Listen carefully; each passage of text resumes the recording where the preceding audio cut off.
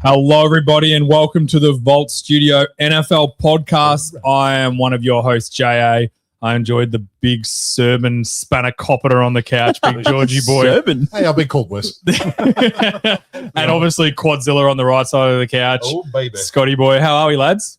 I'm so happy to be here, man. It's been a week. It's been a week for me personally. I won't get into it, but yeah, I'm really happy to be here. Has it been a week for everyone? I think short weeks just like the fire's just everyone's antsy. Everyone's just trying to get the moon through and stars are aligning. It's Easter, Yeah. It's the equinox. You know, I'm also the clocks are about to Clocks change. are changing. Exactly. George is going to be able to work out where he is in life now Yeah. because the clocks are changing. This is a very niche in joke. Yeah. I feel like if you listen every week, you will understand it now. You piece Yeah. like that guy with all the red things. Yeah. Piece it all together. Shout out to our sponsors, the Sporting Globe, Churnside Park, Dave and Eloise down there. Make sure you download the app, head in there, watch some of the footy, whatever you're into, rugby, soccer, whatever's on at the moment. Get in there, have a beer. NBA finals are starting. NBA finals will be Last coming week. up soon. Last games of this weekend. NBL finals is on at the moment. Game 4 tonight. Yeah. Shout out to Andrew Bogut. Yeah, the GOAT. I'm telling you, he's the GOAT of trolling media. Amen. Well played. It doesn't give a fuck. I like it. Yeah, as they shouldn't. If Yeah. they don't have to answer, why answer? You're going to approach guys in an airport, you get what you get. Exactly. So shout out the Sporting Globe, download the app, go to the account information, change it to the Vault Studio podcast in your sponsorship, and then anything you spend there goes towards helping the podcast. If you can do that and follow us on all our socials, YouTube, Instagram, Facebook, and the Tickety Talk. We've had some clips going out, some really good responses.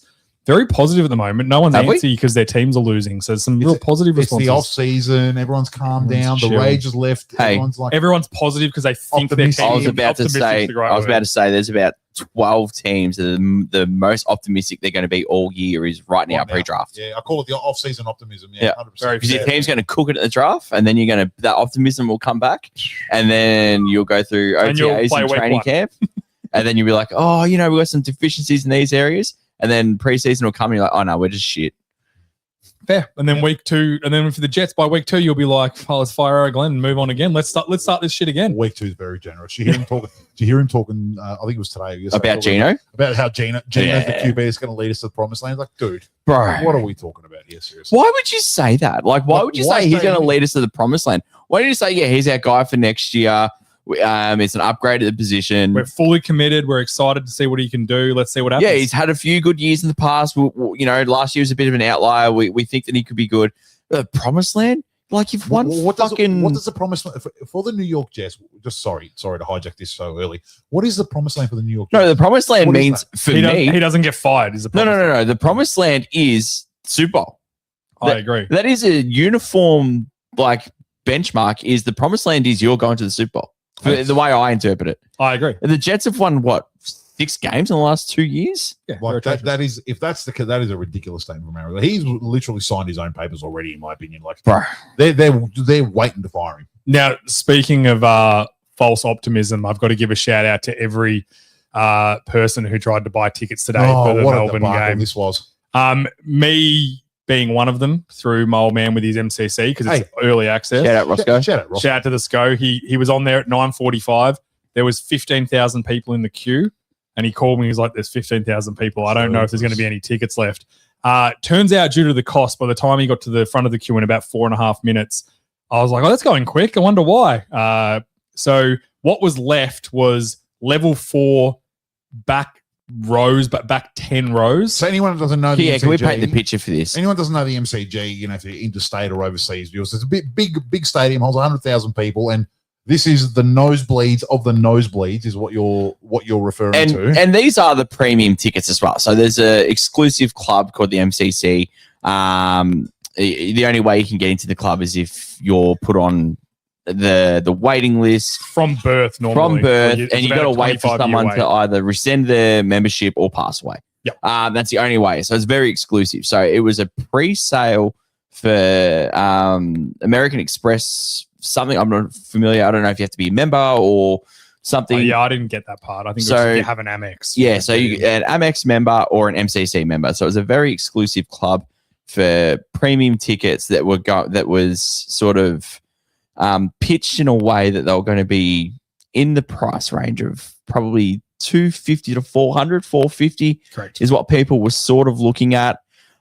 Which is still too much, by the way.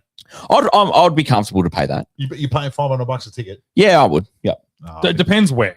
So for a premium ticket, for a good view, that would be my limit. Here's the problem, right? So the nosebleed section, the tickets were $790 for the nosebleed. Diabolical. Now, I know for a fact that the way the field is going to be set up on the MCG, because the surface area of an Australian rules field is a lot more than... It's an oval. It's an oval. So it's going to be in the middle. And if you're in the nosebleeds, my opinion is you may as well watch it at home. Not may as well. You definitely should. If the tickets were, which I believe the general admission when they come out on the 8th for the rest of the stadium, I believe they're about $100. They're advertised at $190. For standing room is $140, and then general admission is $190. Now I believe the $190 will be nosebleeds, and then it'll get more and more and more and more and more as you go. Yeah, sure. So I would prefer to wait. If I'm going to pay nosebleeds, I'm not going to pay $800. I'm going to pay $200, and I feel more comfortable with that, knowing that you're going there for the experience. You're not going to be able to see that much, so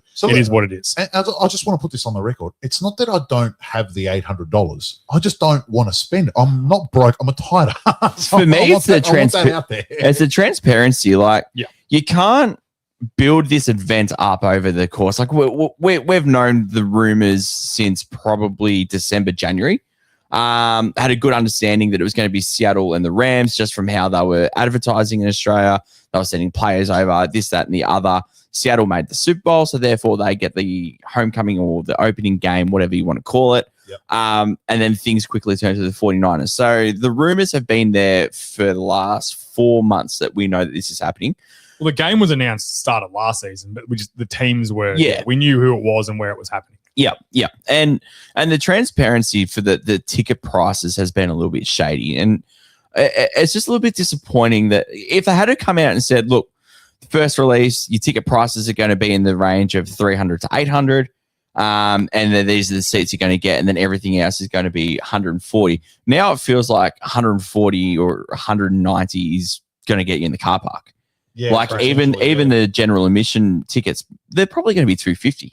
I would think so, unless you want to sit in the very last row of the fourth level, where, as I said, I know what it's going to be like. I don't see. And like we're fortunate enough to be in Melbourne, so we don't have any other accommodation, flights. Like, good point, if you had your heart set on this and you've said to your 12-year-old kid, hey, we're going to go to that game. We're going to fly from Sydney, Adelaide, Brisbane, whatever. I bet your flights are going to go up a ton. It's borderline school holidays. Yep. And it's an event. So like now, like the working class people have been priced out of this, and the NFL just gouging everyone because. Is it the NFL or is it the MCG? NFL, no, the NFL wouldn't come here unless they were going to make X amount of money.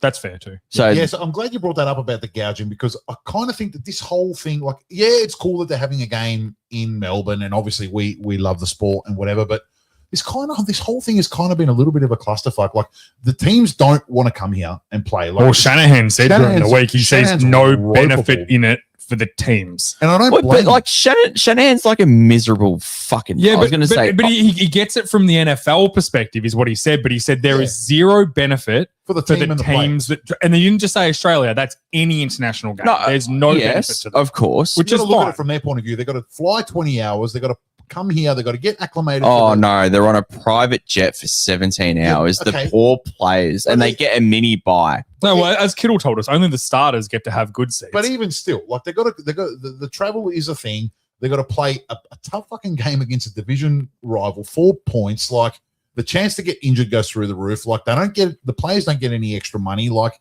the whole thing from the or no saying it. Yeah, they don't get any say. They're told this is what you're doing. What if all the players just went, we're not going? Which it won't happen. But what if they do? They're not allowed to. Well, it's in the collective bargaining agreement. It'd be a strike. That's what it would be. Yeah, essentially. So from the player's point of view, it's shit. And not to mention the 10 a.m. kickoff, just so that it can be on in prime time in America. The whole thing's turning into a massive clusterfuck. Now you got the price gouging of the tickets. Basically, anyone that's, like you said, well said, by the way, that any working class person is essentially priced out of it. If you're coming in from interstate to go and watch Forget a game it. of football. Forget It's essentially turning into a $5,000 exercise. Like, 90% of people, like, they don't have $5,000 lying around to just blow. Not in this economy, thanks to Labor. Yeah, well, yeah, exactly. Yeah, but yeah, Thanks a lot, yeah. Elbow. As I said during the election, it won't be easy under Albanese. You can write that down. I think that's a Liberal slogan. Yeah, I was about to say, wasn't that plastered everywhere? Anyway. As it could be.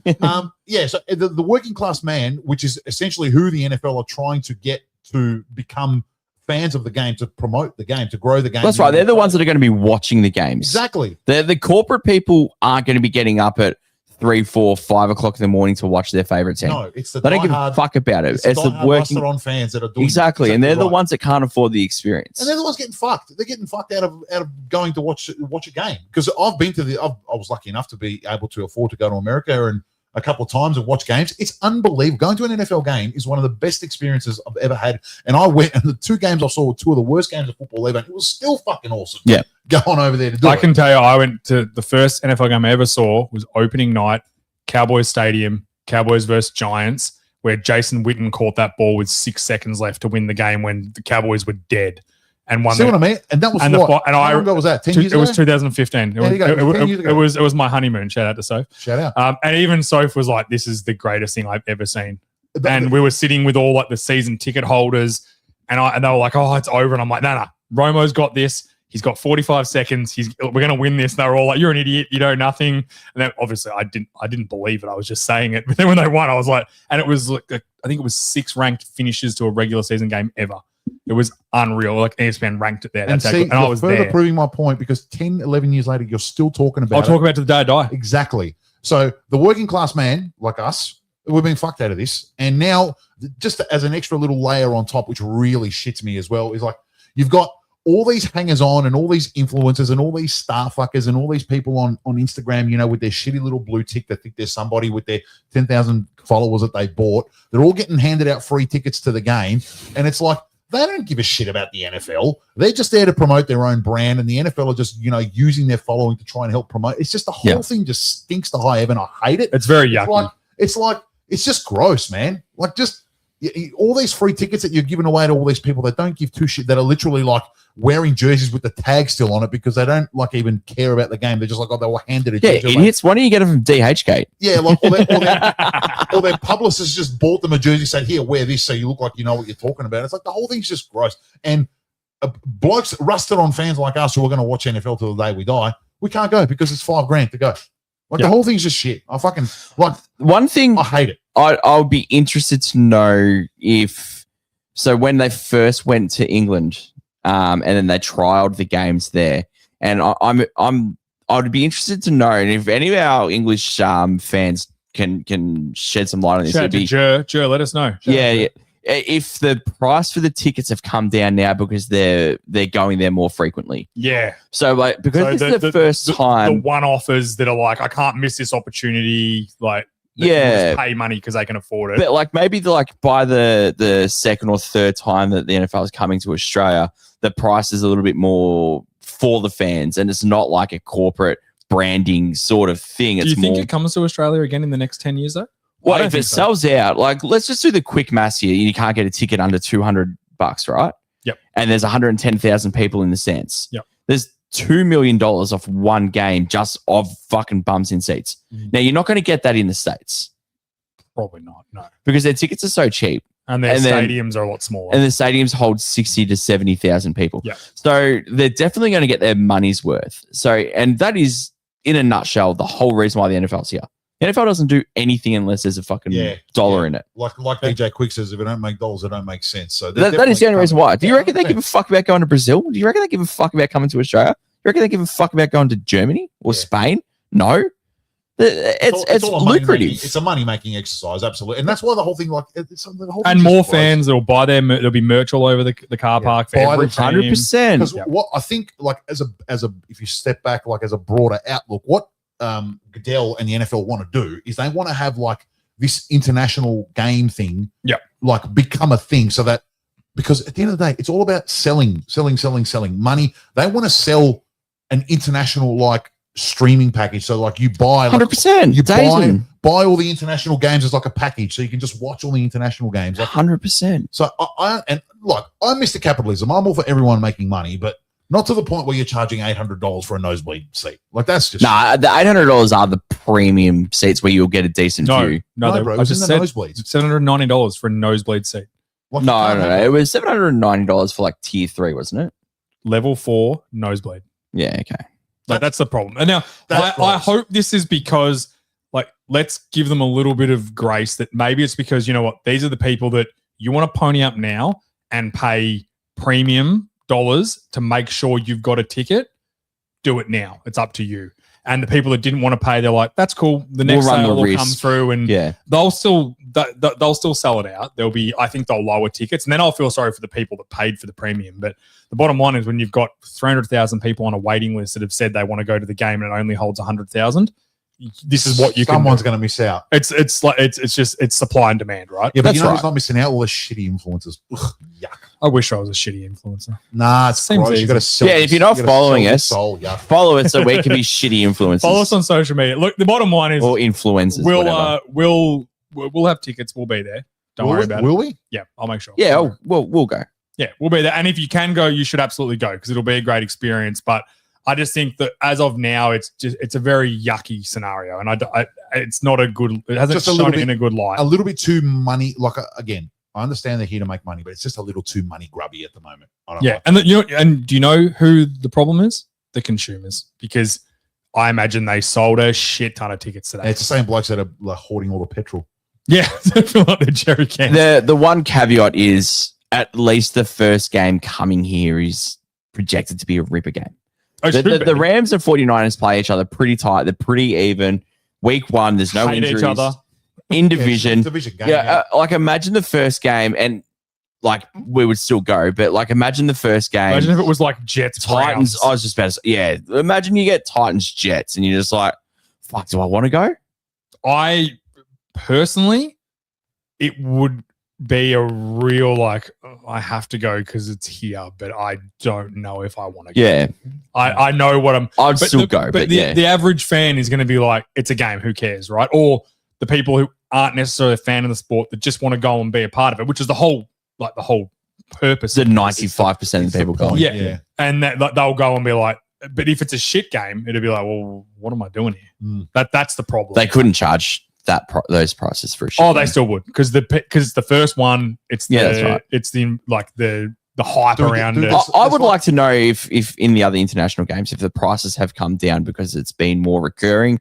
And I know they do sell out still. All the of course they international would. ones. Yeah, I'm not saying that there's no one watching. I'm just saying that, like, you know, because it's the first one off, they get to gouge it as hard as they can. And then by the third or fourth game, they're just like, hey, yep, this is our set price. Bang, bang, bang. Right. Well, let's And see how it plays out. By next week's podcast, We'll know more, yeah. It'll be done and dusted. I think it'll be the day after we record. But let's in the next couple No, of it's weeks. next we'll Wednesday, know. isn't it? I think it's the 8th. Yeah, next Wednesday. So Yeah. we'll know when we record next week how it went. And I said I'll be trying to get tickets too. And a few of our mates got tickets. I know our boy Brocky Jones got some really good tickets for. He was obviously one of the first few in there, and he got good tickets. Fair price. I think they're like $350, and That's reasonable. and a decent spot too. Like it's still level 4, but it's right at the front on sort of the wing. Yeah. Looking like on the corner of the field, looking down. That'll be decent. But Yeah, that's fine. Perfect. I'm not paying $800 to sit at the very back of the stadium. No. Or like the worst part was the most expensive tickets left were $980, and that was ground floor, level 1. Where I potentially feel you won't be able sorry to for see those anything. people. They will not be able to see anything Yeah, because they don't understand like the entourage that's on the outside of the field. it's huge. You won't be able to see level. The cool thing when you watch AFL is you're on level 1. You're in the atmosphere, right? You can hear them running on the grass. They come out right in front of you. That's true. The NFL, it's the center square. Like Yeah. they're not going to be in, but there's going to be 60 meters before the field even starts. And then there will be benches, backup players, every single staff, an influence section, I'm sure, that'll all be in your way. That's what I mean. Like there'll be people on the field, in the field pass areas, doing TikTok dances. doing their and- TikTok dances Ugh. and stuff like that. That's what I mean. Like it's just, I feel sorry for those people that have paid for that probably don't know. Because when old Roscoe said, hey, we can get ground level, like I'm like, are you crazy? He's like, I thought that'd be shit. Mm. Like it'll be awful. Well, you don't know. You don't know. It could be okay. But It's very risky. You'd rather be elevated. I'd rather be nosebleed level 4 than level 1. Fair. Yeah. Because at least you can somewhat see the ants playing. But I just think people don't like. If you're not Australian, you do not understand how far away you are at the top of level 4. Yeah, for sure. So you're probably. And if you've never been to the MCG and you don't know how big it is, and you don't you're comparing. Is it fair to say you're probably 300 meters away from where the middle of the field will be if you're at the nosebleed in a straight line, like as your eye follows? Yeah, probably. But that's a long. Not that far. You're probably like 150, 200, to be honest. It's a long way. Yeah. It's a long way. Anyway, let's see how it plays out. I'll give them the benefit of the doubt for now, but it's a yucky start to the whole scenario, in my opinion. I'm not giving them the benefit of the doubt. No, you two shouldn't. That's what I'm here for. I'll fence sit. You guys jump over it. Which either way, I don't care. I've already shit canned the whole thing.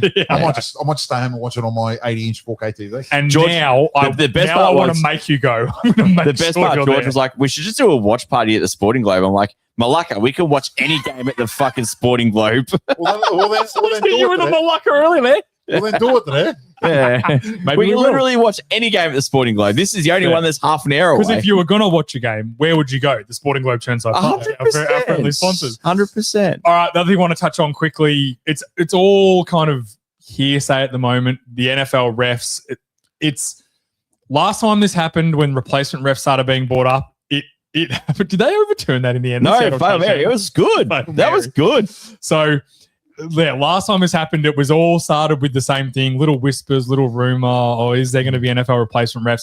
And it turned in there was. When there's smoke, there's fire. Just keep your finger on the pulse. I think there's a very good chance we have replacement refs for the first few No, weeks. I don't think so. I think You reckon they're not dumb enough to let it happen again? No, I think the NFL is just strong arming their situation a little bit.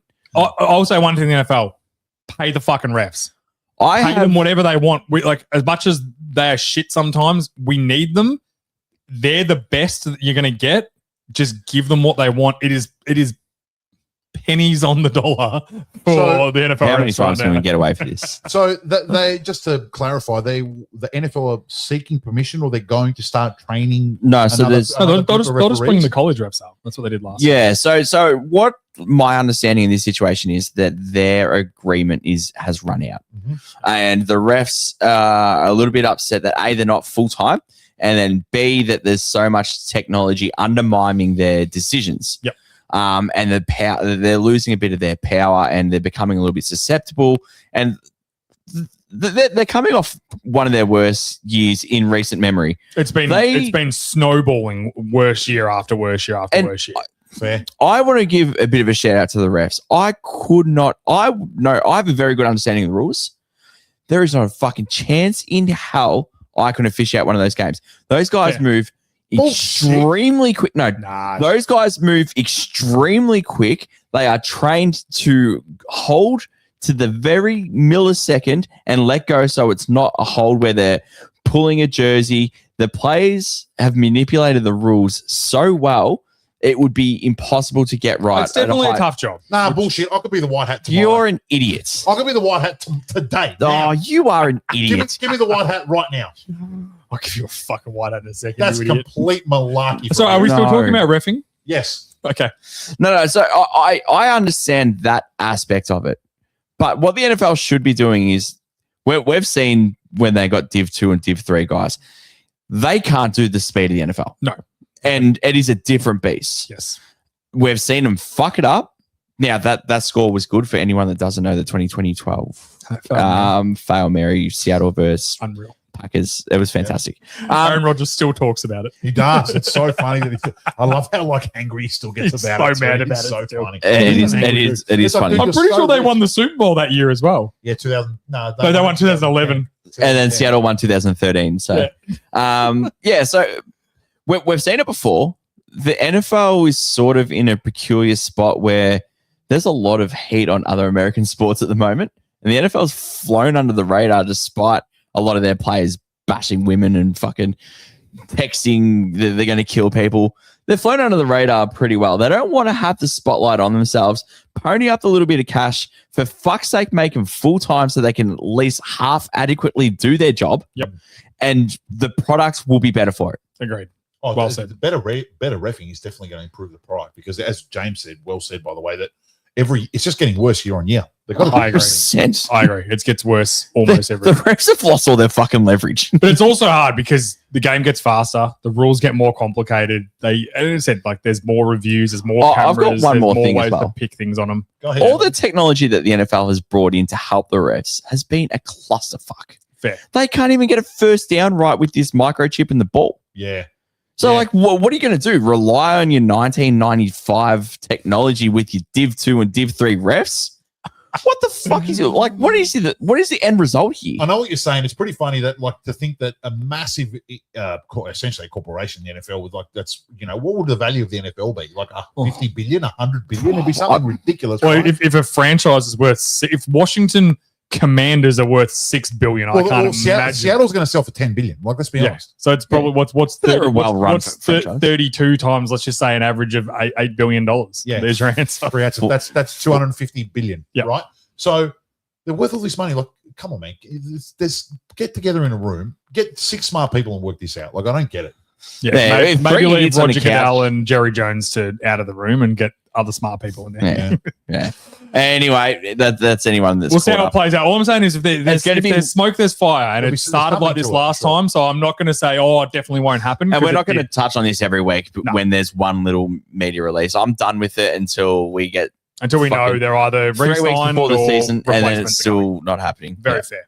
All right, we're into our segment. We've been doing it every week. Yes. What's the plan? Shout out to our boy Tommy. He's not in here tonight, but he's done some absolute groundwork as Shout out, usual Tommy. on the back end. He's got some graphics for us. Should we start with the Titans? We'll start with me, who drew the short straw this week, and I got the Tennessee Titans to start I with. got the Browns, which are not much better, so that's fine. Go ahead. I but you- trump you all. But you can talk about Shador. Anyway, the Titans. Hey, he's changed his number. He did to number 2.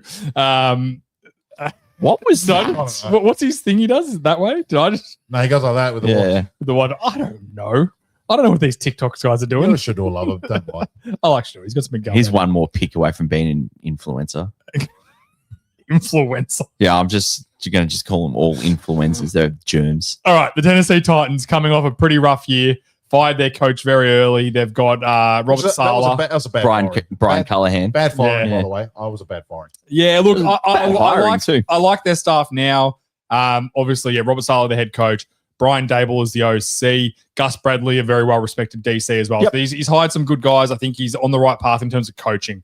A Very lot fair. of experience there. That should A be lot of experience. Yeah. like, Gus Bradley has been a head coach and a DC for 10 years. Dable's obviously OC for 4 years and a head coach for 4 years. Salah's probably the least qualified out of all of them there. And I'm not taking a shot, but I'm just saying that.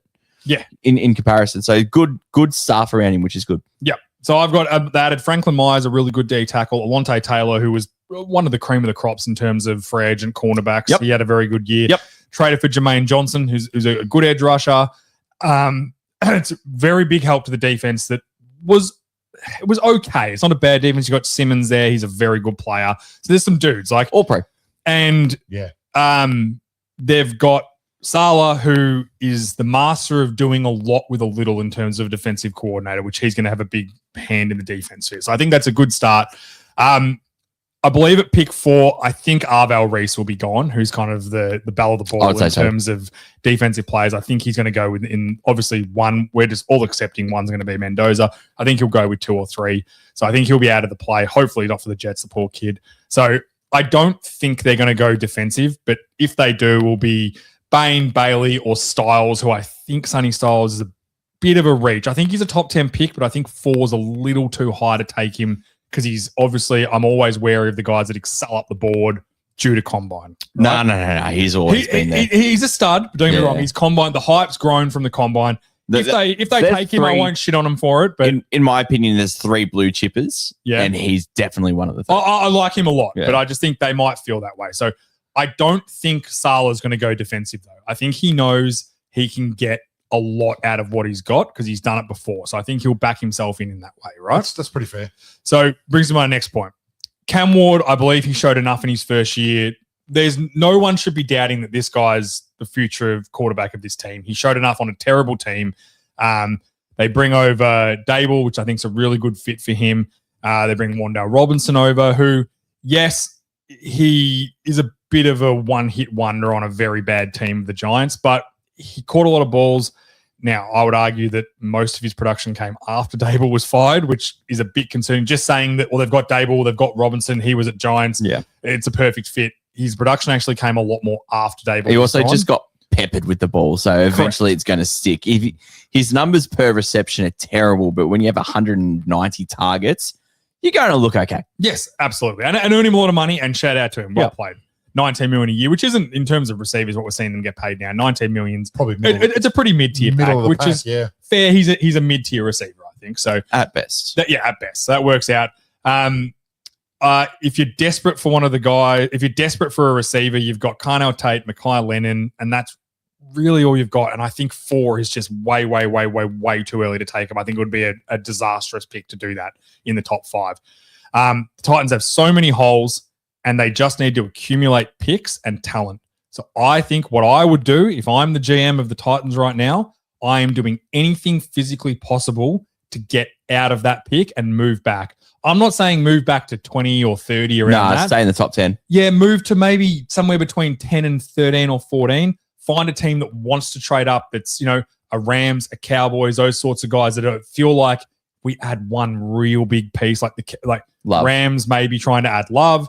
The Cowboys maybe trying to add Bain or Sonny Styles, someone like that that's willing to be like, fuck it, let's go. Let's send it, which teams will do.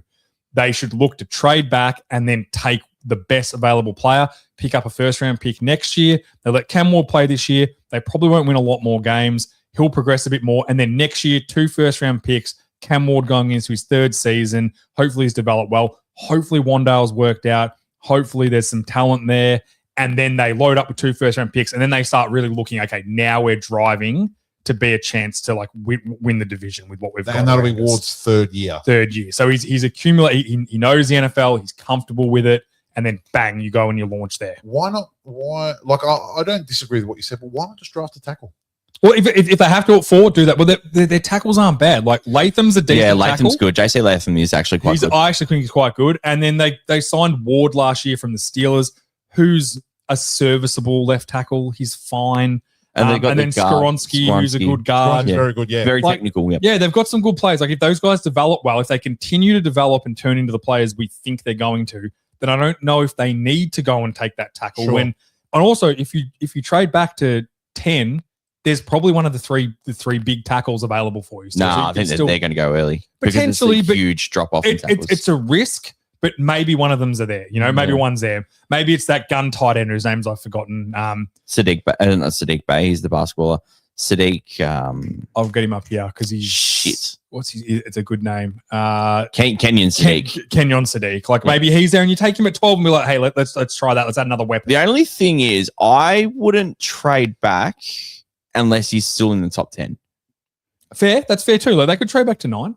You want to hit that 7, 8, 9. I think the Chiefs are picking 9. Maybe they look at the Chiefs. Swap. Yeah. Maybe the Chiefs are like, hey, we want Love. You're probably better off getting the Commanders or someone like that. That's what I mean. So there's anywhere between the 7 to kind of 11 and 12 mark, or even to the Rams at 13. I think you can probably get a really good player still. I think the drop off to 10, 11, 12 is really bad. But if you get next year's first round pick, is it worth it? But I think you could probably get next year's first round pick because it loves one of the blue chippers. Fair. Yep. So if you're pick 4 and he's on the board, you can get a Washington 7. At 7. Yeah, that's and fair. then you go, all right, we'll get pick 7. Still get a great tackle. And then you get next year's first. And chances are Washington are going to suck. Trading for the Cowboys or Rams pick is risky because Rams will be good. So their pick next year might not be very good for you. It'll be late 20s, I assume. Yeah. And Cowboys, maybe it's about the same. Maybe it's 15, or maybe they have that really good year and they make playoffs, and then you're picking in the 20s still anyway. Yeah. So it's more risky. If you can stay in the top 10, I think that's probably a good move. But I think there'll be teams calling them because Vegas is set. Jets will take Arbel Reese. I truly believe it. And Cardinals need to take an offensive lineman, but they will want a tackle. Yeah, I reckon they'll get Motley. Or a really good edge rusher, which there's going to be none left. If you move back, so there's a chance that teams are like, well, you know what? Some of these few blue chippers that are in this draft, if we want one, we got to get it from the Titans. And if the Titans were smart, as a GM, that's what I would do. We've got our quarterback. Let's load picks. Let's build up, and they won't just get next year's first. They'll probably get a second this year, or a third, and a fourth. They'll get a plethora of picks for it.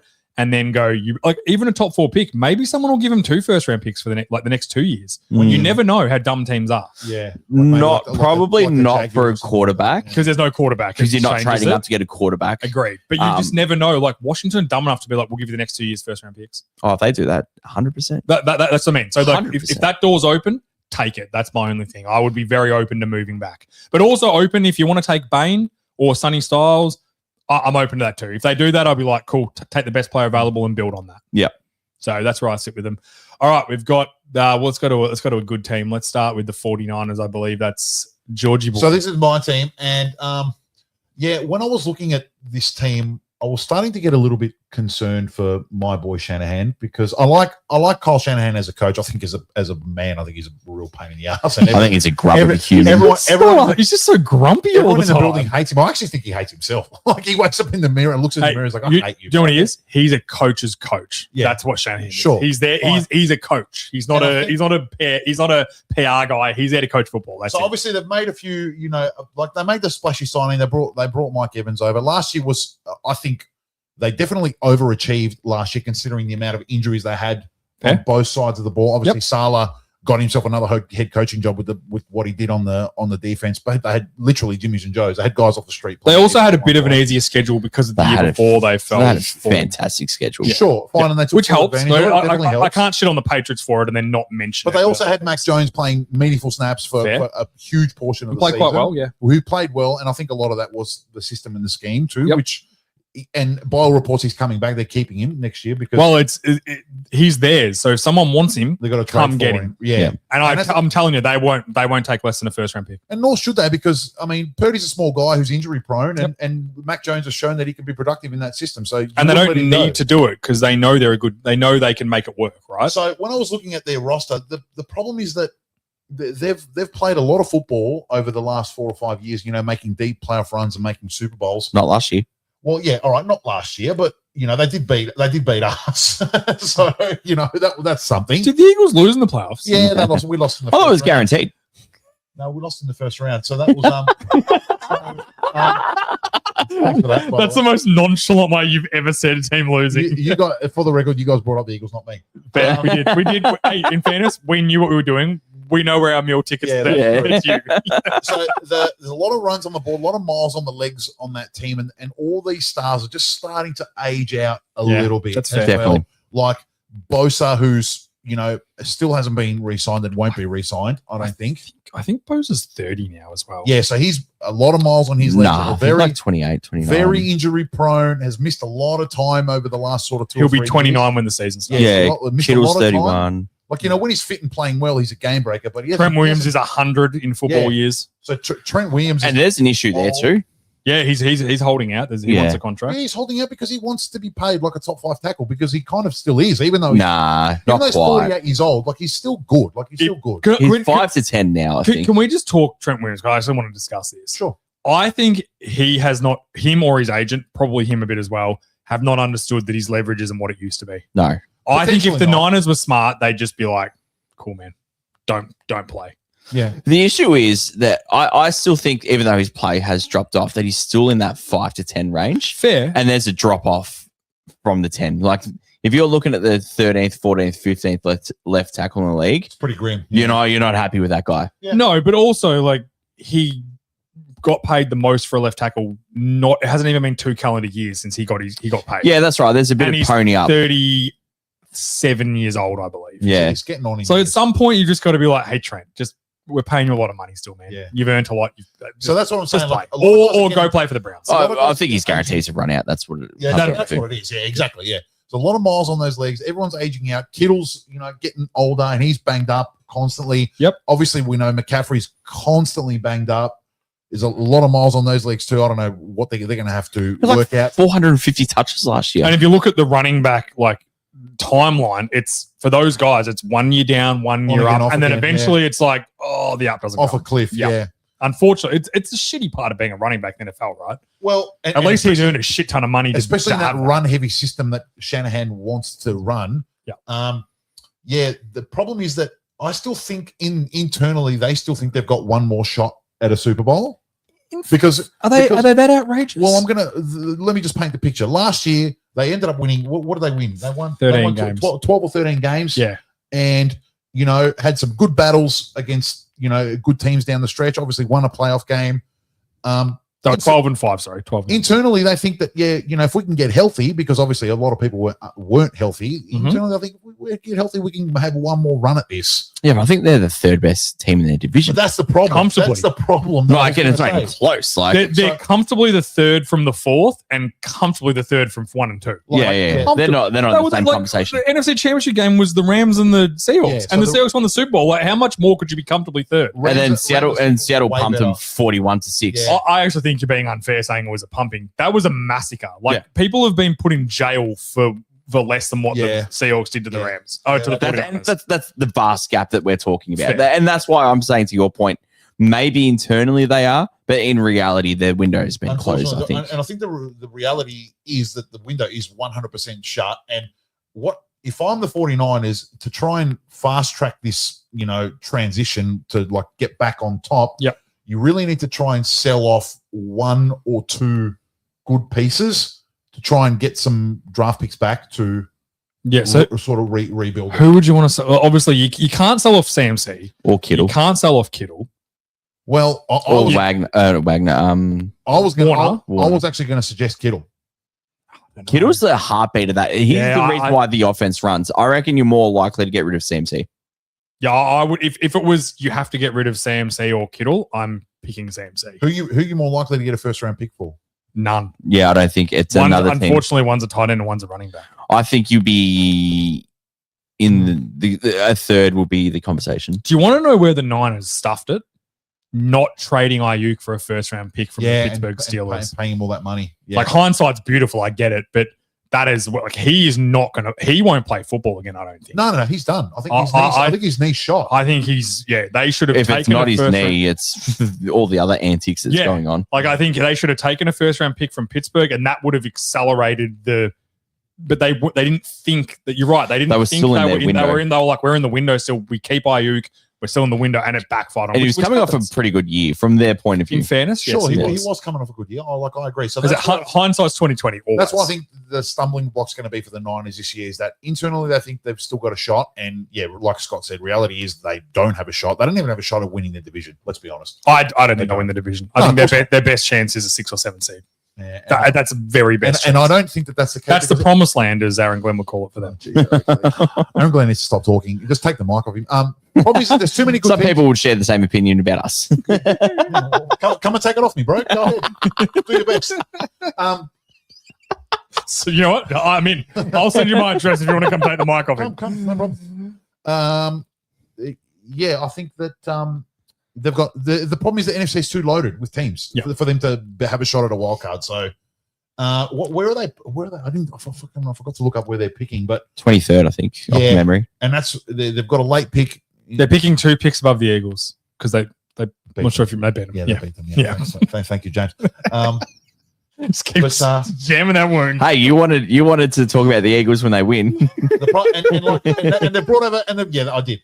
And they brought over Mike Evans, but and I love Mike Evans, and I'm gonna agreed. I'm a ride or die Mike Evans fan, but I just don't know that he's not gonna bring anything near enough to bring them. 3 years ago, this would have been perfect. Agreed. Yep. In this system, in the window system, they probably won a chip, hands down. But do you know who did win a chip 3 years ago? Tampa the Bay. Bucks, who kept him. Yeah, it's probably like 5 years. Oh, 4 or 5 years. When were they? 2019? No, 21. They were 21. Bucks. Yep. 2021. So 4 years ago. Okay. Yeah. But so that would have been the time, but the Bucks were like, we're not letting this guy leave. And unfortunately, until that mindset changes internally, this team is going to die a death of 1,000 cuts, slow death of 1,000 cuts. Yep. Yeah. Fair. That's kind of they're just like the fading firework. Yep. It's just like it was bright and beautiful and everyone liked it, but now it's just faded away. And which is the nature of the NFL. The NFL is set up for this reason, so you can't be a dominant dynasty for a long time. Yeah, that's why the teams that do it are so. It's why the Patriots should be talked about till the end of fucking time for that 20-year run they had. Yeah. Oh yeah, it was out of control. You can say it was Brady, you can say it was Belichick. It was a whole organization making the right moves. And George will disagree about this, but what the Chiefs have done in recent times has been just as impressive. Yeah, but you got to remember the Patriots did that like 3 times in 20 But that's what I was going to say. They had I know. they had their soft rebuilds and soft resets while they were still going on as well. They And also had lull years as well. And They also, were- like when They you're did. playing against, remember this wasn't the Bills we know now. Yeah, This they had- was your father's Bills that Yeah. fucking sucked. The Jets who sucked, the Dolphins who sucked. Yeah. So their lull years, they were still easily the best team in their division, which is Yeah. not an excuse. It's just factual. That's how they kept surviving all the time. Yeah, of like, course. unfortunately for the Niners, as we said, they're the third team by a long shot. Yeah, I think they're going to be the NFC West whipping boys this upcoming season, unfortunately. I think the Cardinals will be. Yeah, but at least the Cardinals have an excuse. They're like, yeah, we know we're shit. We fired our coach. Do you know the Cardinals are the oldest franchise in the NFL? Let that sink in. Is that right? Yeah. Thanks for. Never won a Super Bowl too. I'm learning Poor things tonight. Cardinals. Get out. So Poor Cardinals. All right, let's go to Scotty's first team. What good team did I give you? The Texans, yeah? Texans, yep. Scotty's got Oh, the this is gonna be- Texans. Go. This is going to be a Stroud slurp fest. Here we go. No. So Texas coming off a 12-5. a very weird year. So they started off 0-6. Correct. No, they couldn't have. It must have been 0-5, They were 1-5. 1-5. Yeah, I think so. And then I think they finished the year winning 11 games. Yep. With very inconsistent play on offense and flip a coin on best defense in the league. Fair. You can have an argument for the Texans to have the best defense in the league, and no one would argue with you. Inconsistent play, mostly from their quarterback as well, who was good towards the end of the season, had a very disappointing playoff run. Ultimately, the reason why they didn't get any further in the playoffs. Who did they beat in the first playoff game? Chargers. No, the Patriots beat the Chargers. Did they beat Pittsburgh? Texans? Oh, they beat Pittsburgh, yes. They beat Pittsburgh? Yeah. So some free agency signings. They got Reed Blankenship, 3 years, 24 million, is a bit of a rotation player. I thought that was a weird signing for them. I didn't think they needed that. I thought it was it's a good weird signing depth. for Blankenship. Like, just go back to the Eagles. Yeah, I know. I think it's a good depth piece. A lot of teams now are moving into like a permanent nickel or dime package. He gives them the flexibility, positional flexibility with their absolute star starter. They're the best defensive backfield in the league. Fair. And he's a veteran. Knows he knows, like, he will know exactly what to do on every single play. And you know what? If he's the worst guy on your field, you're not doing too bad. That's fair. That's very If he's the fifth best guy on your field, that's a little bit more like, are we like a really good defense? fair. Yeah, that's fair too. So that's sort of where he's at. They got Braden Smith, who's a bit of a whatever tackle. Solid right tackle. He's a definite upgrade for them from what they've had the last couple of years. Yeah, he's probably like a maybe scraping into a top 15 tackle. Yeah. Shit, around dude, that O-line, even I'd be an upgrade. Maybe. And You know what? I'm not going to disagree. Maybe. It was a bad O-line. Maybe. and they obviously traded for David Montgomery to shore up the running game as well. So I like that. I like that trade. yeah, That's good. so they're addressing some needs that they got a lot of offensive guys. No one that's really going to set the world on fire, but like good depth pieces, which leads me to believe that they're probably going to draft O-line. Yeah, 100%. Well, I would like them to shore up their D line because I'm a huge fan of if you have an elite side of the ball, Keep it going. you keep it going. And all their guys are under contract apart from one, Daniel Hunter, who's always signing a 1-year deal. Yeah. So for me, I would like for them to reinvest into their D line and make your strength even stronger and get another rotational end piece. But I think that the drop off in this draft is going to happen just before their draft pick. So I would like for them to get one of the tackles, and the one that I've got highlighted is Caleb Malu from Utah. So he was the other tackle from he's the left tackle. Yep. Big guy. He's like the consensus like top 25-ish kind of player. So he's a bit of a stud. A monster in the run game, which is I think what they're going to want to do. They're going to want to set the tone, be physical up front and control the ball. He'll give them every opportunity to do that. Yeah, that makes sense with the Montgomery signing as well. Yeah. So and in essence, by doing that, take a little bit of pressure off Stroud. Let him pick where he wants to do with the defense. I would consider going wide receiver here, but I'm a big believer in Jaden Higgins, who they got last year early in the second round, and I think you got to give him a year to grow. Fair. And then see how that pans out. So invest in your O-line. It's a bit of a chalk move, but you're so close to being a contender. You should just do the chalk thing. And what's their one weakness? Glaring If weakness. they had a mid-tier offensive line last year, they probably play in the Super Bowl. See, that's up for debate. I don't disagree with that. So I think they probably win the division. Oh, yeah, probably. I mean, And then they're competing with the Jags. Yeah, and then they're playing at home. Great defense. I agree with that, but I disagree with Scotty's point about them being like that close to being a contender. They're definitely not that close to being a contender. Why? Because of Stroud. Stroud's terrible. But their defense. The defense, if the defense can maintain that level of play into this upcoming season, that is a championship caliber defense. No one in their right mind is going to argue with that. But Stroud is bad, and he's been bad. Okay, but like say hypothetically that Stroud didn't have the 5 turnovers and he had 2 turnovers, they roll the Patriots comfortably by 2 scores. Yeah, cool. That's fine. But like have 5. You like to play these hypothetical games, and I've told you before. Like, and I'm not. This is not an attack on you, but Like an attack. No, it's not. Hypothetical game. This is an attack on hypothetical games in general. Are lame as fuck. The point is How? because he did throw the 5 picks, Scott. Well, no. He's just bad. Do you know how razor thin it has to be for you to throw a pick? What if it's just an incompletion? That's what I'm saying. If a few minor things go their way. And the point I'm making is this is a trend from Stroud. Like every year since that unbelievable breakout rookie year, since the head tap, since the little bro move to Caleb Williams. Yeah. Shout out my zesty brother. He's been progressively bad. He's worse. But so if there's a chance that he doesn't have 5 turnovers in a game, you're saying they're not a contender? Because the 5 turnovers is more of an outlier than him having 2, and they steamroll the Patriots. It's not just about the turnovers is a valid point. Like, yeah, the turnovers is always going to be like an up and down thing, right? Because that's kind of flows with the season.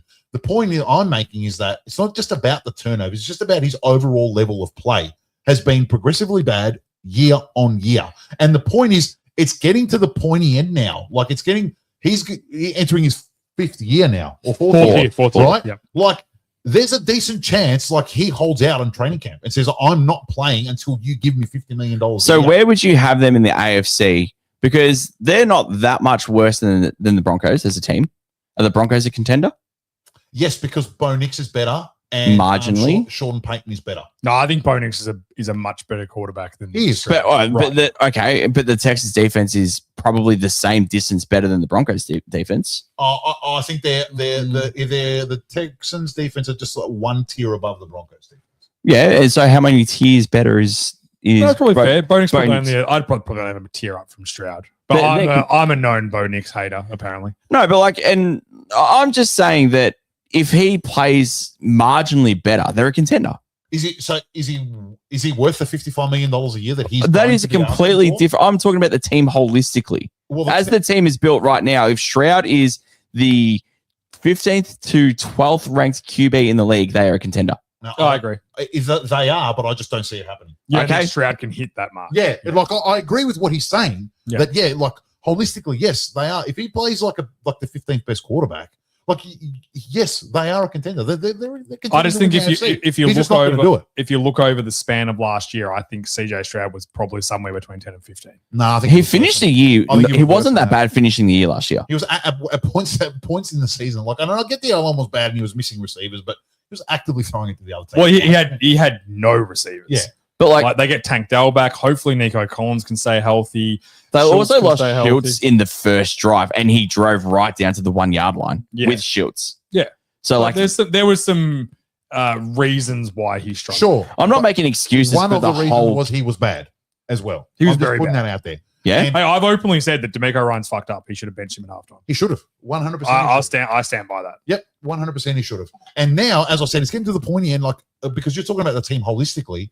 This is a holistic team decision now. They got to work out whether they want to pay this guy $55 million. Well, if you shore up your O line, you give him every opportunity to succeed. That I agree and if he doesn't, then you know what you have to do. But you can't have no receivers, no O line, no running back, and then go, well, it's all the quarterback's fault. There's also that mystery, like Mixon didn't play it down last year, which is one that still hasn't come out why. He's that's done. the whole thing's weird. Like He's done. He's either done some really debilitating injury where he can't play ever again. I agree with you, Scotty. Or there's something else going on. But they have to report that, don't they? Well, Joe Mixon had He was just an ankle injury or something. in college. Joe Mixon had a little bit of an incident as well That's what I mean. Is there in Oklahoma. Is there more to it than what they're like? And I think if they haven't let's not tarnish him without knowing. No, if they haven't cut him, he will be cut June 1. Like, Yeah, for sure. So I don't know if they've cut him yet. But I just think with the Texans, if they can just get some guys back, the worst thing that Stroud and the Texans can do is to enter a contract negotiation now. Stroud needs to prove to the Texans that he is the guy that he was in that first year. And the Texans need to say, hey, if you prove it, you'll get your $60 million. Sure. So prove it this year. That's fair. And if both of them do that, I think it'll work out. The problem is if Stroud goes, I'm holding out, then I'm done with him because then he knows. Because that shows that he knows I need saying. It now because that's exactly my point. I think that it's a red flag. Internally, he knows that the level of play that he achieved at the end of that first year to the level of he's so far removed from that level of play right now. I don't think it's that far, to be honest. He was pretty good his rookie year, but he's not that bad now. It's like the one game. He's pretty bad. No, he's pretty bad. He's not that bad. Look. He's still a top 20 quarterback. Like, how much further did he go? He wasn't a top 5 before. Yeah, I think he's top 20. Yeah. Sure. But are you paying a top 20 guy 55, 60? No, but that's not the conversation. Yeah. I'm not disagreeing with what you're saying. I'm just saying that you've got him down like he's going to be out of the league next year. I'm like, he's still a top 20 quarterback. Let's like be realistic with what we're saying about him. Like I think I am being realistic. And I also think that he's going to want to, like you said, ask for the money because he knows and if he does that, I would, if I'm the Texans, I'd move on. Like, I'm not disagreeing with anything you guys are saying. I'm just like, hold out, dude. No worries. We'll roll with Mond until you. Who's their backup? Callum Mills. We'll roll with old Giraffe Neck, and we'll see you when you're back. Hey, 49ers.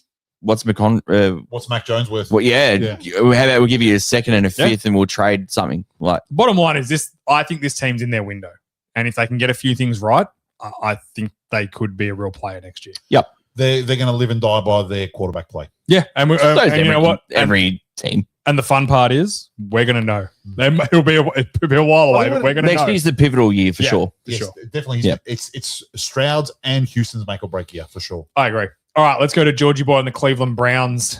They were 5-12 last year.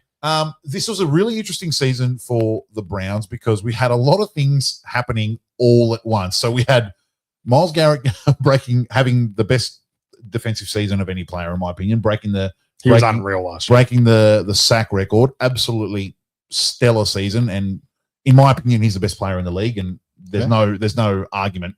Like, there's no argument you can make that's going to make me change my mind. He's the best player in the league by a mile. Doesn't equate to winning. Well, it doesn't, because when everything else around you is a complete dumpster fire, as we're going to get Josh Allen then. So they fired Stefanski, their coach, who was immediately picked up off the scrap heap by Atlanta, another shit show, who we then decided to get to, which we'll get to when we talk about them. So they fired. I can't wait to get them. I'm sharing one thing I know. When the Falcons come up, that's tattooed. They are going to Scotty. So they fired Stefanski. There was the QB controversy that was happening all season long. Yep. You had Dylan Gabriel. So you had Flacco starting the year, and then they drafted Gabriel, who on everyone's big board, he was an undrafted free agent, and they took him in the third round. No, that's not true. Nah, he wasn't that bad. He was drafted where he was meant to be. I think the level of play showed that how bad he was, and then they drafted Shador and entered the Shador Sanders circus into Cleveland, which was just another layer of shit show on an already steaming pile of dog shit. That is, and then they fire their coach. They hire Todd Monken, which I actually think is a really good hire. I think it's going to be a good hire. I hope so. For them. Yeah, I hope so. And then I've buried the lead here. All the while in the background, they're still paying Deshaun Watson $55 million a year. Fully guaranteed. To not play. Yeah. And then Andrew Berry, who I think is a terrible GM. People talk about him like he's Harry Roseman. I don't mind him. I don't mind. I don't think he's terrible. Look, I think he's terrible. That's okay. I'm allowed to have my own opinions, no matter how. He had a very good draft last year. Yeah. So we'll get to that as well. But now he's saying that there's a chance that they might extend Deshaun Watson. Did you guys hear that statement that he made during the that would have to be to move money. I don't know what the machinations of that are, but Tom, can you check that out? thanks. Jarvis, check that out, please. So when it comes to the plan of what Cleveland should do, I looked long and hard at this, and the only conclusion that I can come up with is as follows. They need to cut Deshaun Watson and just get him out of the building, because just having him there is a distraction. Yep, that's fair. Because it's clear his best days are behind him. He's never going to recapture that form that he had in Houston. He's piling up on injuries. The direct deposits are still going in, so he doesn't care. He doesn't care, yeah. Right? Clear. And that's clear that he doesn't care. So just cut him, eat the dead cap, whatever it is, 50, 60, 80 million, whatever it is, and just... I think it'll be like 150 million. Whatever it is, just get him out of there. Because him being there, it's a negative sum. Yep, there's no benefit to him being there, because it's not like he's, tutoring the young quarterbacks, trying to make them better. The guy fucking sucks. Like he's just collecting checks at the moment, right? Yep. Get him out of there, and sort out what you're doing at the quarterback position, because I'm not sure that Shador Shador's a decent player, but I don't think that he's a franchise quarterback. I think that his ceiling in the NFL is a high level backup. I think that's kind of where I think that's fair. Yeah. He's at, like, that's where his sort of hierarchy is. So you got to sort out what you're doing at the quarterback position. And really, I looked long and hard at this, and I'm not saying this because I want it to happen. I'm trying. They call it manifesting. Scott, write that down. I know what that means. Yeah, I'm just saying write it down. He can't write it down because he can't spell it. That is very accurate. You got Google spell there. Don't worry. AI has come a long way. It's helped me. He's got it on translating to Persian so he can talk to you. Fair. Can you say it in Persian? What they need to do, because this franchise has been in the mire for way too long. Yeah. And Scotty alluded to it too. You got the best player in the league on your team, and it still doesn't equate to winning. So what this team needs to do is trade Myles Garrett. And trade Myles Garrett and get a boatload of picks. Get 2 firsts and 2 seconds for him. And because you said it best. I reckon you might get 3 firsts for Myles Garrett. Fine. That only further proves my point. You said it best. Andrew Berry is actually good at drafting players. Yes. Right? He's had quite good drafts. Yeah. Give him the draft picks to be able to get, because this team is just so devoid of talent, especially on the offensive side of the ball. Yep. They're just terrible. Like there's no talent there at all that you can hang your hat on. On the defensive side of the ball, they're a really good defense. Judkins was a good player, but he snapped his leg in half and punched the shit out of someone. So he's karma. He's probably going to miss. Well-deserved Judkins. Probably going to miss the majority of this upcoming season. No, it was just a clean break, so I think he's going to be okay. It was no... Great. Oh, I'm glad it worked out for him. Piece of shit. So I'd be trading Myles Garrett, getting in a boatload of picks, like you said, 2 firsts, 2 seconds, 3 firsts, whatever. Yep. Do it. Cut the cord, because he's not in your next window. Exactly. He's 30 years old. He's at the peak of his powers right now. He literally just broke the sack record. Put him on the market, get a king's ransom for him, and get some more talent in the building to try and fast track this process. Because really, the AFC North as a whole is kind of really in flux at the moment. Like fair. The Ravens have got a new head coach. That team's, as you can see, they're a little bit up and down. They've lost a lot of talent. Lost a lot of talent out the door. So there's no guarantee that. I mean, I do think that they're probably going to be good, but there's no guarantee they're going to be good in the next sort of 2, 3, 5 years. You got the Bengals, who Burrow's probably one more bad season away from asking for a trade, in my opinion. I think he should have done it already. Yep. The Browns need to do something. They've got to make a big move, because just sort of like plodding along the way they're doing, they're going nowhere. Yeah. There's nothing. There's no juice. They need something. So I'd be So just fresh reset. 100. They have to. Yeah. They have to. They got to get the quarterback right, and they've got to get more talent on the offensive side of the ball. It's a good quarterback draft next year as well. Sure. So I'd be getting a first this year, a first next year, and a first a year after. And this year draft the best tackle because their own line's shit, and every one of them left in free. Everyone left. Draft a tackle this year, draft a quarterback next year, and if you can nail those two spots, you're well on the way. Yeah, that's fair. That's a fair assessment, I think. That's what I'd be doing. You're right though, because Garrett, now's the time to trade him. I know Browns fans don't want to hear this, and I don't think they will do it. I think they do. I think the Browns fans are done. I don't think the Browns have the balls to do it though. As in, I don't think the backlash of not doing it earlier is going to be so big. Yeah, but now's the time. If you want the King's ransom, do it but now. The issue is, sure, like you're saying, I don't think you get 3. Say you get 2, a third, and a player, right? Who are you trading him to? Because the Titans aren't going to give you their pick. You're right. It's going to be a contender. It's going to be it's going to be like an Eagles sort of team, right? Or a Bills, someone like that. They're going to be late. Say you're picking at least 26. So you're getting picked 26 this year, potentially 26 next year, and then like pick, let's say 88 or 115 or something like that, right? Is getting rid of Garrett pennies on the dollar worth getting rid of him at all? I think you have, if you're going to do it, you have to do it now because, as you said, a crap team's not like. Why not try and trade him to the Rams for their 13th pick? Why not try and do that? Oh, of course, if that's on the table. But like the Rams or the Cowboys for the 11th, like something like that. You know what I mean? Yeah, absolutely. Potentially. I mean, yeah, and then but you're still picking in with the Cowboys, they got a lot of deficiencies. Maybe not 26, it's 24 or something. Sure. Like, I don't know. Like, I understand moving on from him, but like moving on from him for the sake of moving on is not beneficial either. Like, you're still stuck in the mud without people being interested in your team. Yeah, that's fair. Like, if the Titans are like, hey, take pick 4 and then next year's pick, you're probably doing a bit. You do it 100%. I don't think the Titans would do that. No, why would they? The only team bringing Myles Garrett in is to win a chip. Yep. And then you're picking in at least 26, best case scenario. Definitely in the back third of the draft. And like, who are you getting at pick 26 is changing your franchise. It's going to be very hard. You're going to diamond in the rough. Yeah, but they could use that to then use those picks to then move up and do things. Sure. Well. Then you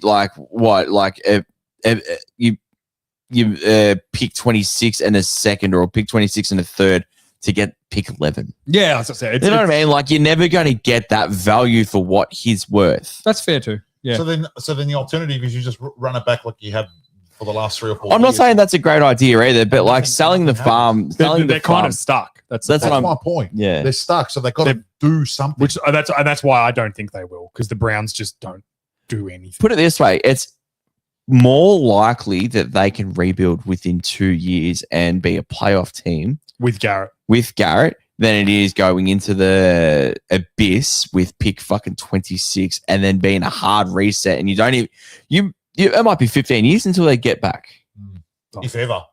Yeah. Like, you know what I mean? Like, yeah, it's a tough sell. When was the last time the Jets were in the playoff? 2010 or 11 when they won. It was Rex Ryan, I think. When they made the AFC Championship. I think wasn't the butt fumble their last playoff game they played in? Wasn't that a playoff game? Yeah, maybe. Was that 2009? It was a long I think time it was 2011, I think. Cool. That's 14 years. Yeah, but you're very fair. Your point's valid. I'm just saying that when you've been stuck down for so long, you have to, you got to make a franchise shaking decision. Cool. Move on from Watson. Yeah, I said that's an easy one. I said that. That is a more palatable. And then start Sanders for the year and see what you got. Just saying, hey, you're the starter. You got 17 games to prove. We should not draft a quarterback next year. I would at least say Watson's got at the start of the year. Yeah, I don't think though. You don't lose anything by having a look. It's the most dysfunctional franchise. Like, we haven't spoken about the Browns for long enough, but it's a dysfunctional franchise. Everyone in that offense has looked shit. At least we've seen Deshaun Watson somewhat look good. It's not in the Browns uniform though. No, I know, but it's still better. It's still your best chance. Roll him out until week 4. If he still looks like the worst quarterback in the league, then cut him. I would say that right now. I think Shador's better than Watson. No, I don't think so. No, I disagree. I think Watson is worse as a better player than Shador, and that's not shitting on Shador. I just think at least Shador cares. Does he? Yeah, of course he does. Oh, it's a very close race for who cares. No. I think Shador cares about Shador. I don't think he cares about the Cleveland. George, that's I think you know that. Shador cares about Shador. No, I'm not saying he cares about the Browns. I'm thinking he cares about wanting to play well. Yeah, that's fair. I think that's almost. That's close. You got to give. I know you don't like Shador, and that's fine. You're allowed to have your opinion, but you got to at least give him that. I don't think he cares. He cares to play well. Does he? I think he does. Yeah, I think he does. All right, I don't know. That's it though. That's Cleveland Browns over. Let's go to the. Hopefully, we don't talk about him again for the year. We might have to. Let's go to the Denver Broncos. Who's got these guys? You do. Me. Yeah. Nice. This team is the epitome of run it back. You could easily argue, if not for a freak accident, they were in the Super Bowl last season. On the second last play of the game. Second last play of the game. That's unbelievable. And then threw the game winning, and then made the game winning play the next play. Wanted to absolutely die. I love Bo Nix. Yeah, he's really won me over, Bo Nix. Was the Bills pick, who was that against? The Broncos? Yeah, Broncos, yeah. So you could also argue that if that's gone the other way, they lose anyway. Yeah. Like if you play ifs and buts, this is the game. No, I was just trying to remember what game it was. Yeah. So like it was a coin flip either way. Yes, true. So like, is there any reason to make changes? Probably not. Like they didn't do a lot in the offseason. The only big thing that they let Dre Greenlaw walk. Who didn't play a lot for him. No, he didn't play a lot. Look great. I think it was a cap casualty 100%. Yeah. And then they traded their first round pick for Waddle. There's no receivers in this draft that will contribute to what Waddle will do in the first round particular. I think giving pick 28 for Waddle is a bargain in this draft because 100%. Their biggest weakness was receiver. Adding him with two big receivers in Sutton and Troy Franklin. I like Troy Franklin. Franklin's 6'2", Sutton's 6'3". They're big dudes. You add Waddle, 5'10", electrically fast, can play slot, can play outside. You can do a lot with him that marries well. I'm not saying he's a gadgety receiver, but you can put him in a gadgety anywhere situation. you want. Yeah. And then also like Evan Engram, he's a really good receiving tight end. A little bit disappointing last year, but I like him as well. I think his best is behind him, but I think he can be serviceable for them, and I think it's a good ad.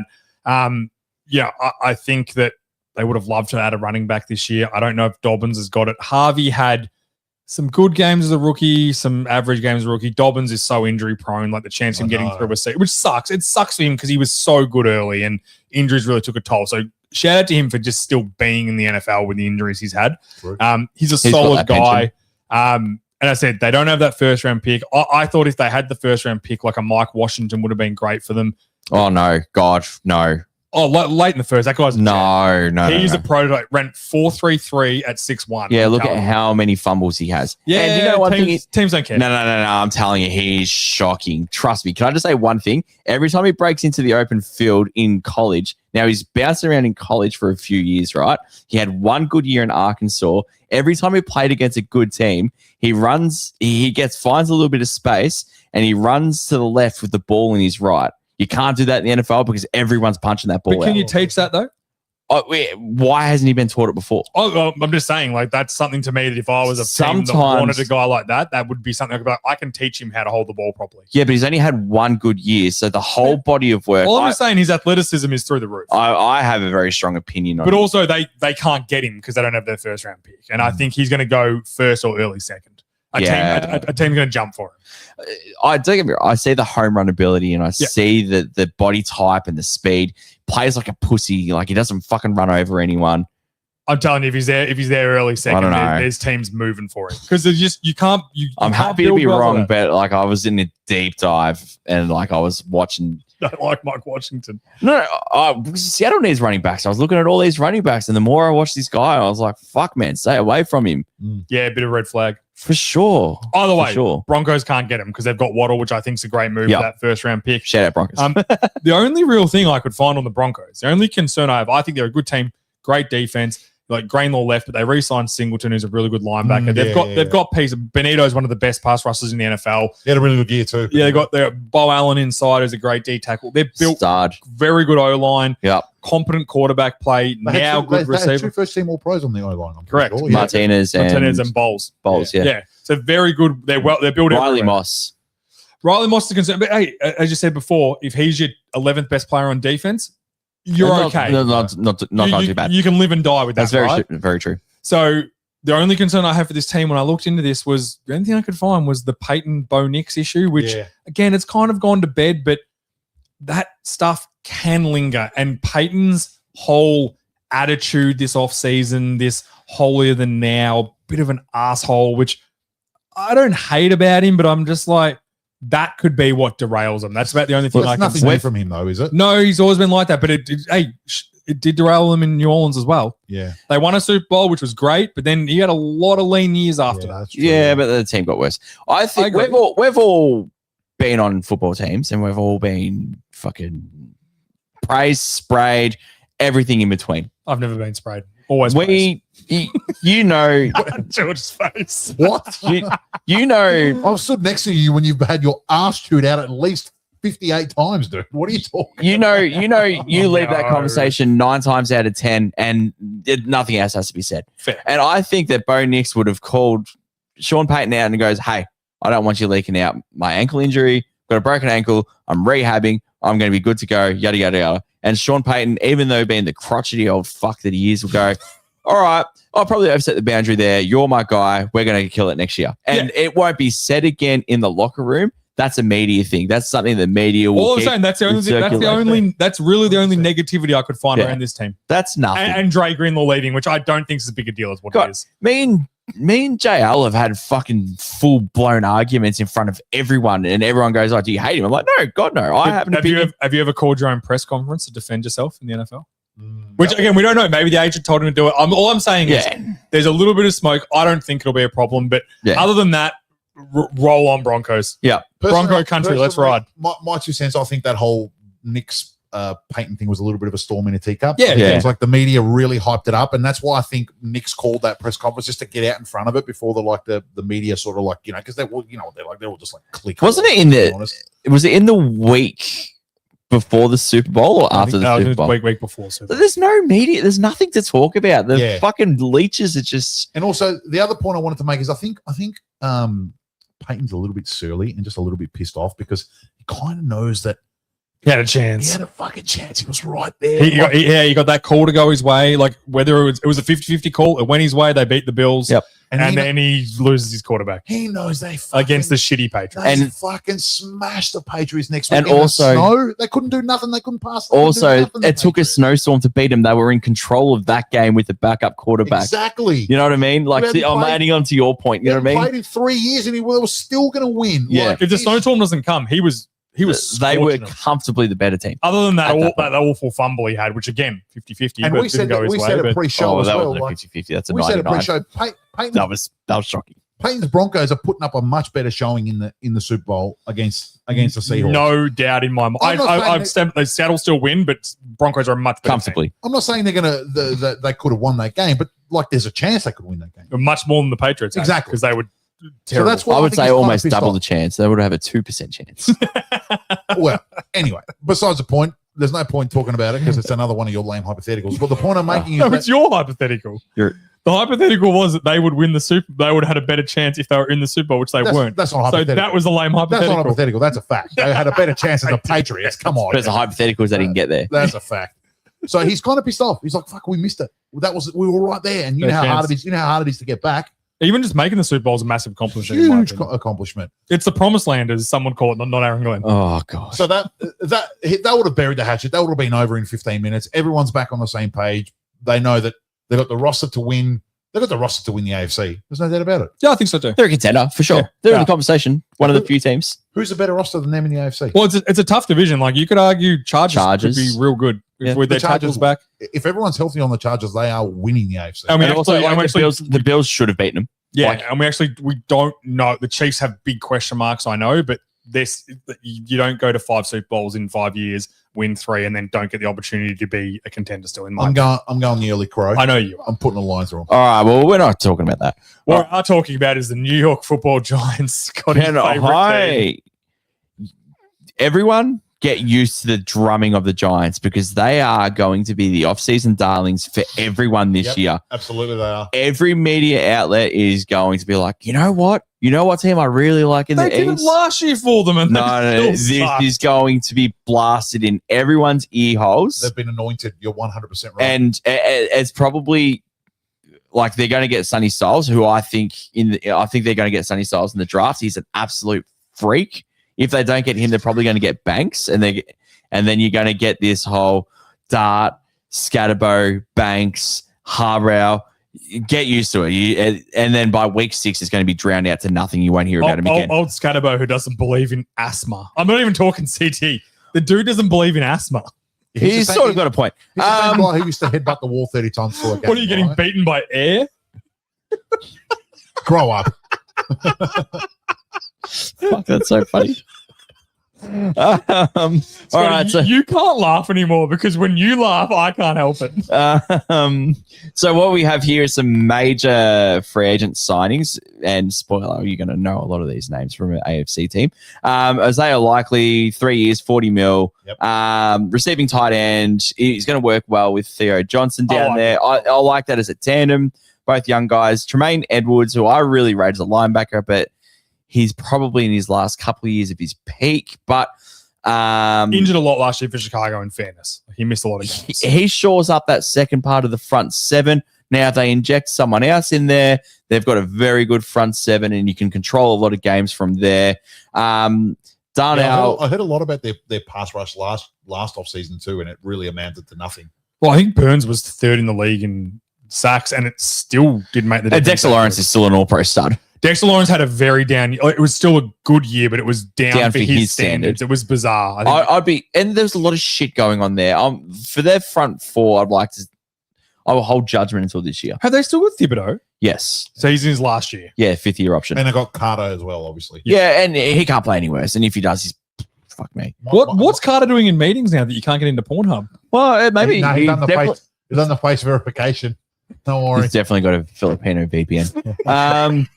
So they've also added Darnell Mooney, who I really like as a receiver. Had dropped off a little bit last year, but it gives Dart a reliable threat. Just a solid dude. He's just Patrick Ricard at fullback, identifying they're going to run the ball a little bit more. Another Ravens reject. Yeah. Greg Newsom, who's burnt on toast. Cool, good on you. Shores up the leaky D. He's better than any other DB they had last year. No, they've got a DB Banks, who Banks, the first round pick. He's no good. I like him. No, I like him. I see potential there.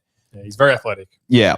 So, and I touched on it before that I think they're going to get Sonny Styles. Sonny Styles is just an absolute stud.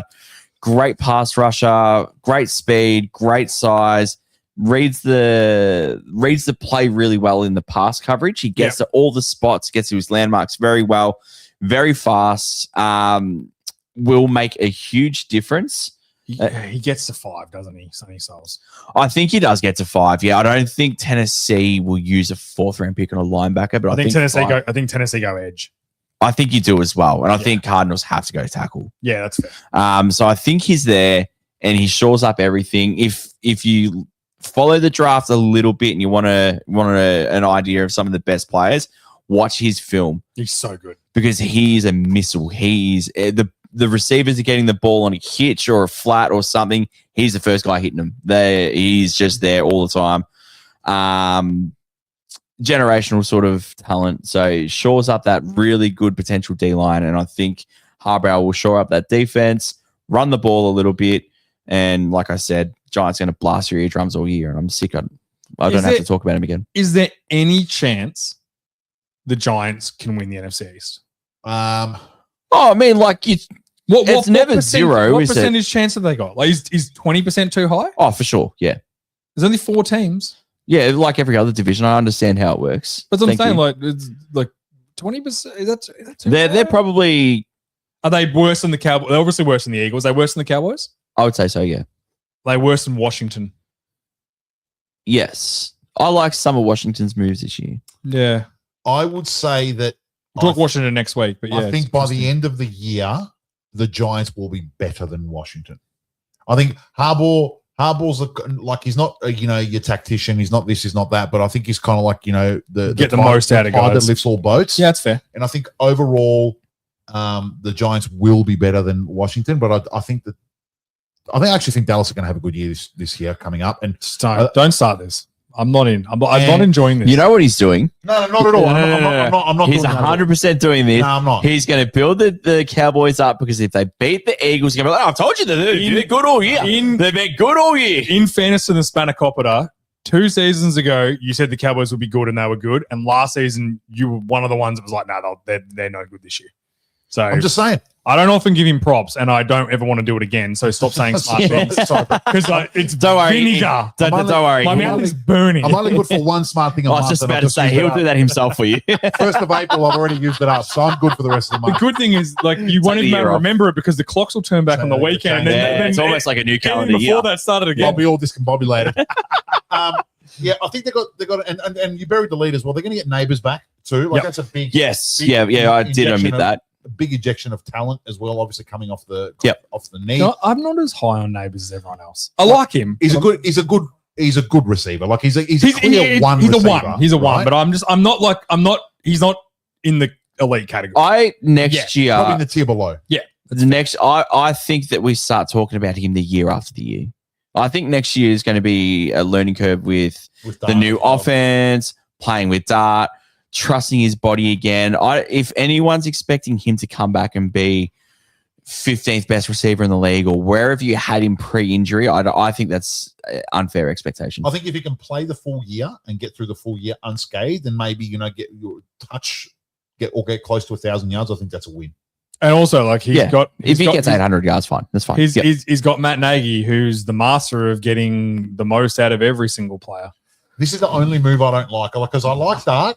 I think he's a good player. He's got a few deficiencies and a few issues he's got to get out of his game. Like he's got to learn to slide and run out of bounds. Like, I'd be shocked if hasn't been taken care of. It fucking needs to. Harbaugh will take care of that. No, but I think that even just all young quarterbacks need that first year to know what you're getting into, and then you're like, like he got much better late in the season too. Yeah, like he worked it out as it went on. In fact, because I obviously #fuck the Giants, but I really like Dart and I want him to do well. The signing of Harbaugh, I like in theory. I like the idea of signing a guy like Harbaugh. I just know why are you signing Matt Nagy? Yeah, I like why sign him, man? Boys club, man. NFL's a boys club. He's no good because Roman's somewhere else. Greg Roman went somewhere else. Isn't he at the Browns? Like Nagy has almost negative runs on the board at this point of his career. I don't understand. Like, he was at Chiefs last year? Yeah. And Mahomes had one of his worst seasons ever. And they got rid of him to bring back Eric Bieniemy. Yeah. Like I agree with you. I'm happy for Nagy to prove me wrong, but #fuck the Giants. Nagy was also one of the guys with the Bills, yeah.